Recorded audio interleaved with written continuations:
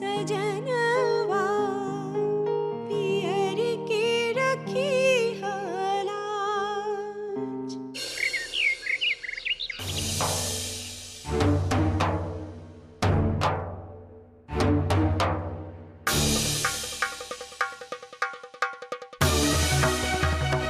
दिए हम तुमका 4 दिन।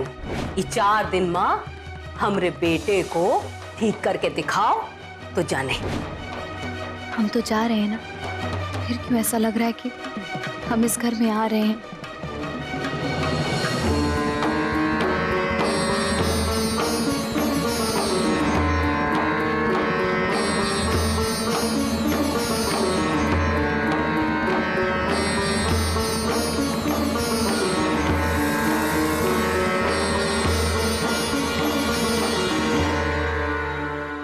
मुझे माफ कर देना सरोजा, शायद तुम्हारा सबसे बड़ा गुनहगार मैं ही हूं। यहाँ जो कुछ भी हो रहा है सब मेरे कारण। नहीं भैया, आप क्यों गुनहगार हैं? इसमें सारा दोष समय का है। समय बड़ा ही बलवान होता है। जब समय ठीक होगा ना, सब ठीक हो जाएगा।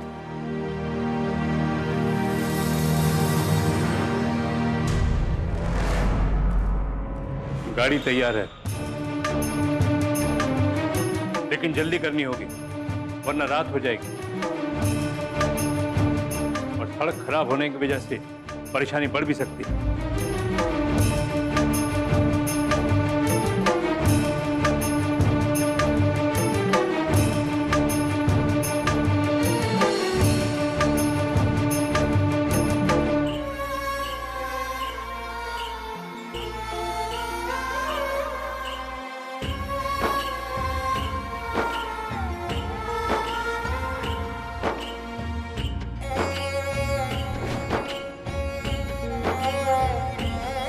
आज जो भी बनाए उसको खुश होकर खाइए। बदले में किस मिलेगा? हमने जो आपको प्रॉमिस किया था,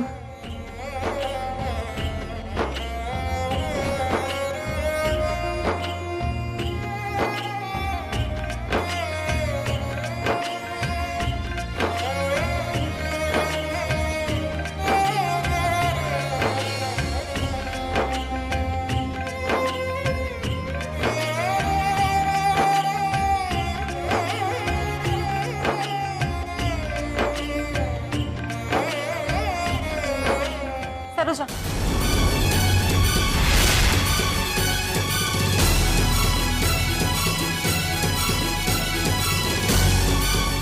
सरोजा, हमें माफ कर दो।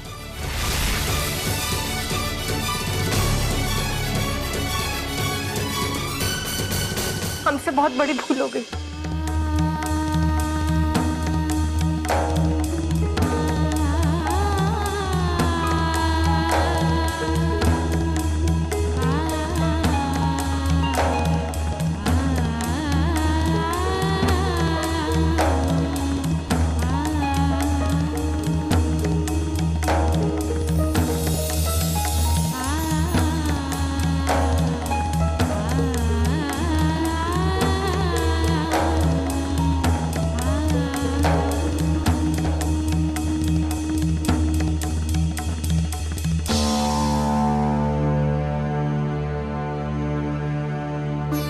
हमें अपनी गलती का एहसास हो गया।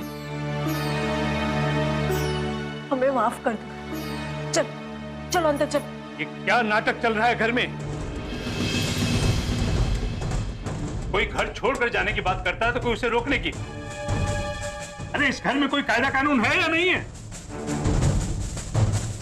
जिसको घर छोड़कर जाना चाहे कोई नहीं रोकेगा उसे।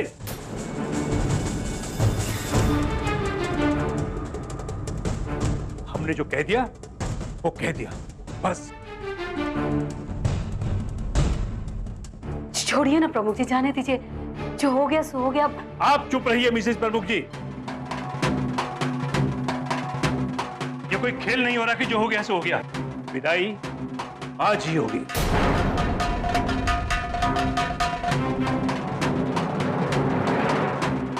माधव, गाड़ी तैयार है, मिठाई रास्ते से रखवा लेना। जल्दी से निकलो।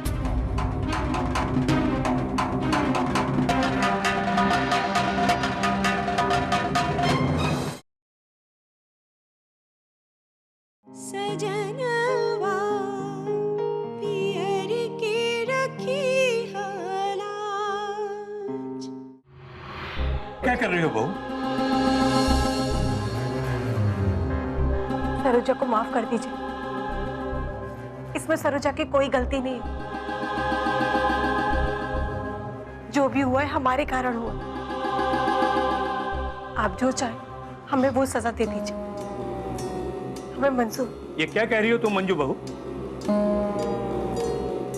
हम आपको सब बताते बाबूजी। सरोजा का मंगल धागा जलने के बाद हम उसकी बुरी छाया से दूर रहने लगे थे।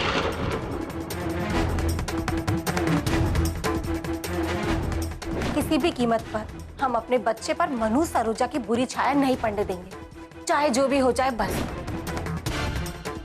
पहले तो मंगल धागा जल गया, फिर ऊपर से इतनी सारी चीजें हो गई और हमें कुछ पता ही नहीं।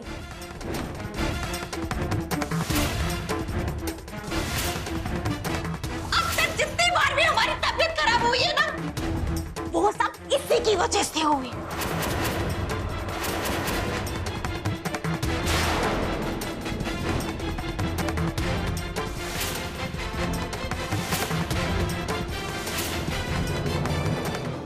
और इसीलिए सरोजा यहाँ से जाना चाहती है ताकि हम आराम से रह सके।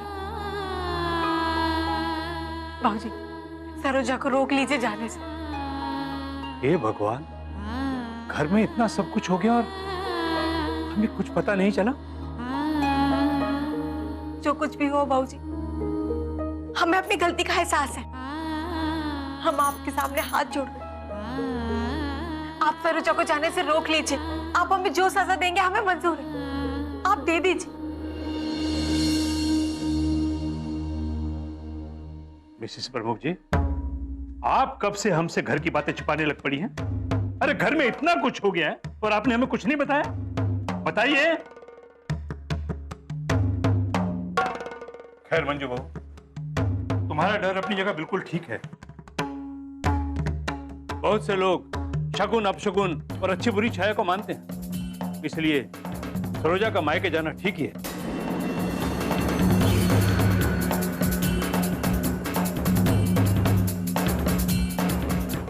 कल को तुम्हें या तुम्हारे बच्चे को कुछ हो गया तो तुम जिंदगी भर अपने आप को माफ नहीं कर पाओगे। बाबूजी आप क्या कह रहे हैं? जो मंजू कह रही है तो तुम बीच में ना ही पड़ो तो अच्छा है। हम मानते हैं तुम समझदार हो, लेकिन इस समय सरोजा बहू का मायके जाना ही ठीक है, क्योंकि ये समझती है कि उसके मायके जाने का फैसला अटल है। ठीक है ना सरोजा बहू? इस घर में कोई भी हमें प्यार नहीं करता। हे भगवान, अब क्या करें हम?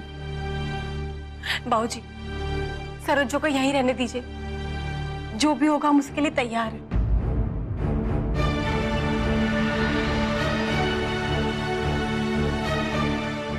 ठीक है, लेकिन एक शर्त।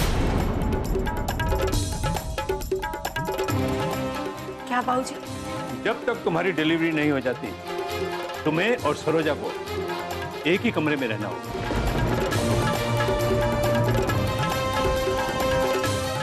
डिलीवरी इसी महीने में है ना? बोलो, मंजूर है?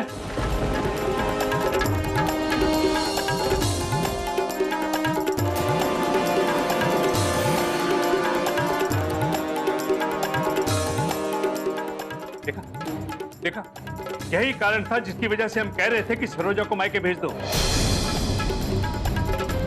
अरे जब वो मायके जाना चाहती है और माधव को कोई एतराज नहीं है तो दिक्कत क्या है?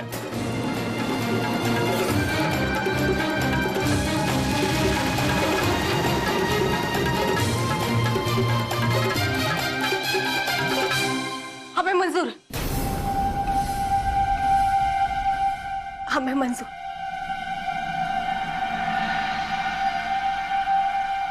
ठीक है, तुम्हें तो मंजूर है, लेकिन क्या सरोजा को भी मंजूर है? जी बाबूजी, हमें भी कोई आपत्ति नहीं है।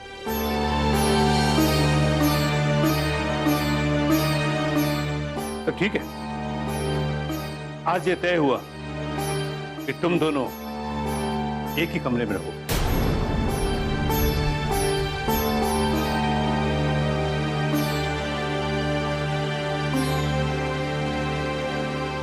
पर माई, ये बात तो भला ठीक नहीं हुई ना। इन दोनों की अभी अभी नई नई शादी हुई है, क्या ये दोनों अलग अलग रह पाएंगे? रह लेंगे। वैसे भी अलग अलग रहने से क्या फर्क पड़ता है, हर रोज लड़ते झगड़ते ही तो रहते ही है।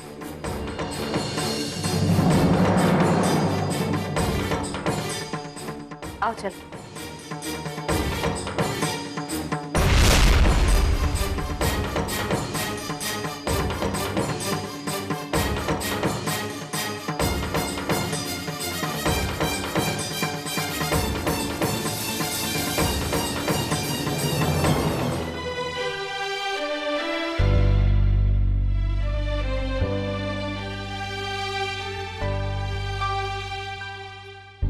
क्या आज हमने जो भी किया वो सही किया?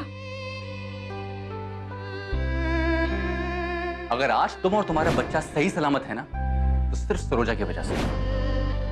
बहुत से लोग शगुन अपशगुन और अच्छी बुरी छाया को मानते हैं, इसलिए सरोजा का मायके जाना ठीक ही है। कल को तुम्हें या तुम्हारे बच्चे को कुछ हो गया तो तुम जिंदगी भर अपने आप को माफ नहीं कर पाओगे।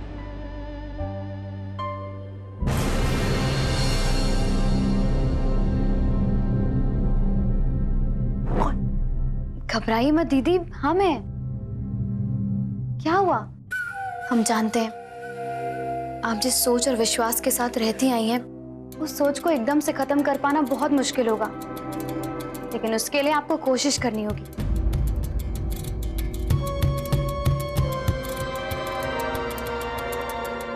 नहीं सरोजा, ऐसी कोई बात नहीं। अब हमारे मन में तुम्हारे लिए कुछ नहीं। दीदी, मन के डर को निकाल पाना बहुत मुश्किल होता है। देखो सरोजा, अब तो हम सबके सामने निर्णय ले चुके हैं, अब क्या करें? अब तो कोई रास्ता भी नहीं है। दीदी, आप घबराइए मत, थोड़ा विश्वास रखिए, धीरे धीरे सब कुछ ठीक हो जाएगा। और वो कहावत है ना, मन के हारे हार है, मन के जीते जीत। कोशिश तो कर रहे सरोजा, पर क्या करें? अगर बात हमारी होती तो कुछ नहीं था, लेकिन बात हमारे बच्चे की, इसीलिए डर लगा हुआ। दीदी, जहाँ ये सरोजा नाम की प्राणी है ना, वहां पर आप अपने सारे डर ताक पे रख दीजिए। और वैसे भी अब तो हम आपके साथ रहने वाले हैं ना, बस हम अपना थोड़ा सामान लगा ले।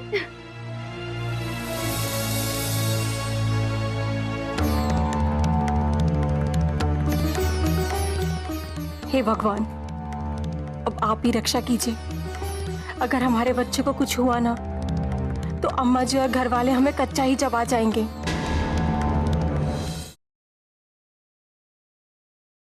सजनवा पियर की रखी हालाज।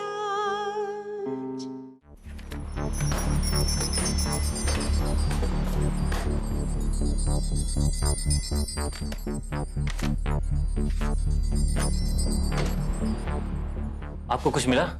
कितनी फाइलें देख डाली, कितनी रिपोर्टें देखी, पर किसी में कोई रिपोर्ट नहीं है कि जिसमें इसके केस का जिक्र हो।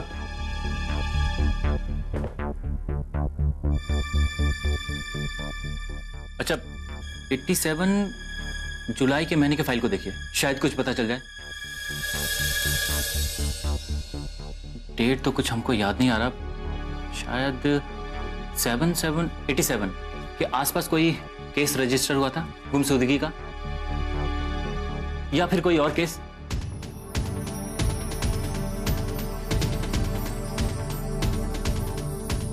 अच्छा, जरा देखिए कि राजा माधव सिंह के खिलाफ कोई एफआईआर तो दर्ज नहीं किया गया था।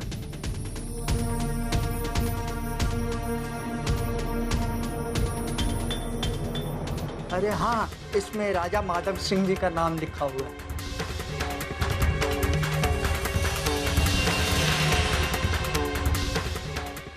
जल्दी जल्दी खोलिए ना प्लीज।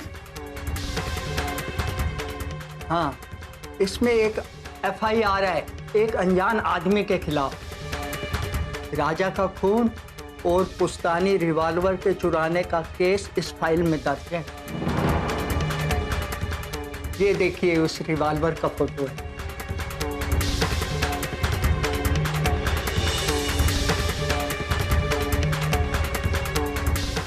ये तो वही गन की तस्वीर है जो बाबूजी के लॉकर से मिला था। आखिर इन सब के पीछे क्या राज है?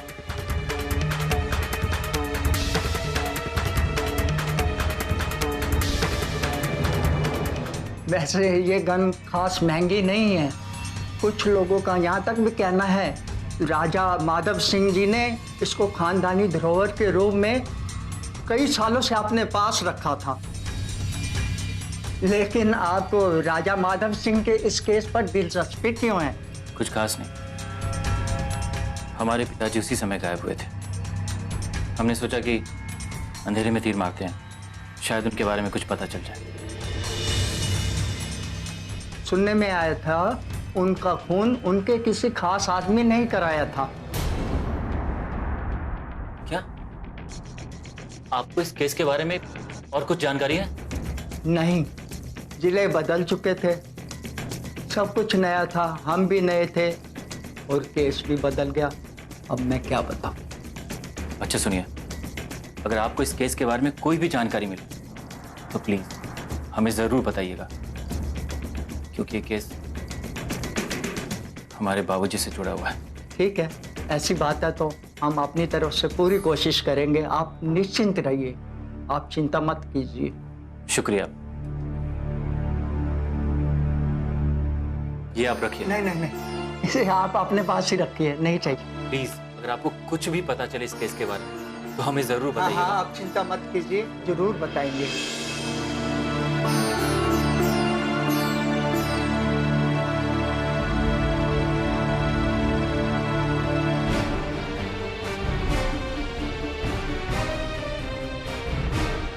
अजीब पहेली है।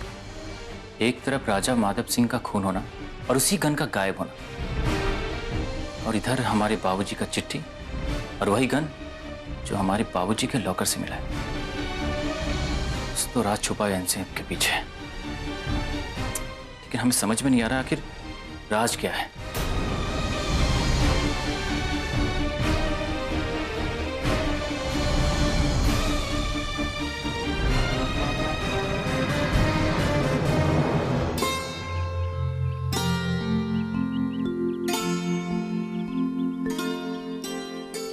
माली काका, अरे मट्टी लगाने के लिए कुछ दो ना। माली काका, कहाँ गया ये? अरे माली काका।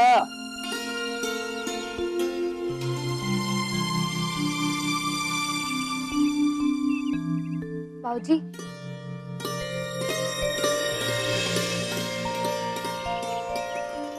लीजिए बाबूजी।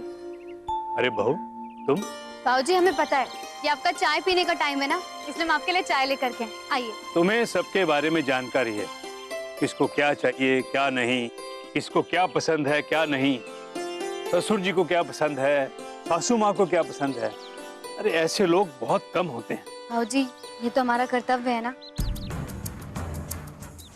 बेटा, अगर तुम ही इस घर में सबका ख्याल रखती हो तो ये बताओ कि ये घर छोड़कर जाने का इतना बड़ा निर्णय तुमने क्यों लिया? बाबूजी, आपने भी तो हमारे खिलाफ फैसला सुना दिया था ना, आपने हमें रोकने की कोशिश क्यों नहीं की?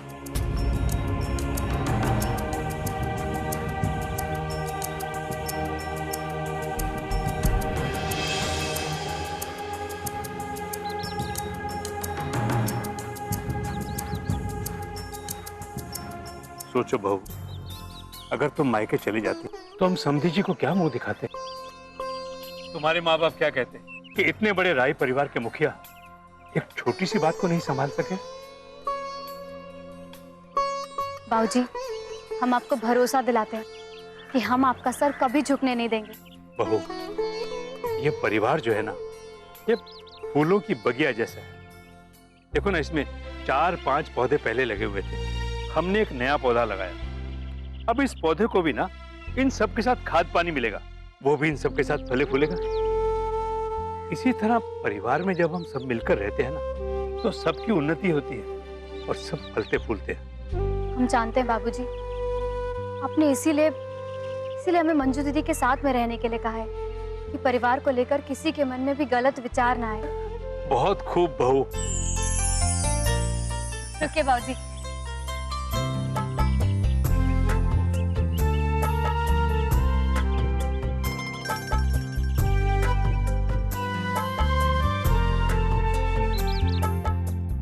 सरोजा बहू, तुम बहुत समझदार हो, हमारे मन की बात पहले ही समझ जाती हो।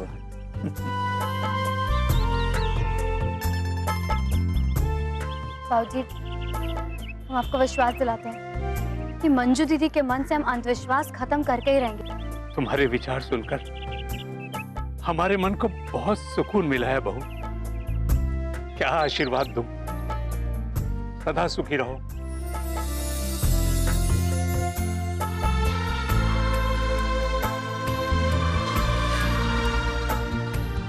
सजना